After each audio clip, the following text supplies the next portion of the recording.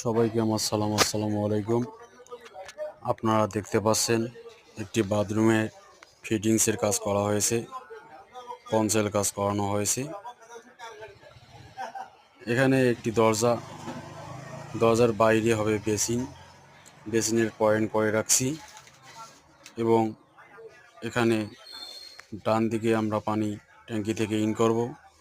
মাঝখানে শাওয়ারের লাইন করা হয়েছে এবং হাতের বামে আমাদের গিজারের লাইন করে রাখছি। এখানে আমাদের প্যান বসবে, প্যানের জন্য দুটি পয়েন্ট রাখছি। একটি হবে আমাদের ফ্লাশের লাইন এবং একটি হবে আমাদের ট্যাপ। এখানে আমাদের হাই কমোড বসানো হবে। হাই কমোডের জন্য দুইটি পয়েন্ট রাখছি, একটি ফ্লাশের জন্য, একটি পুশ করার জন্য ব্যবহার হবে।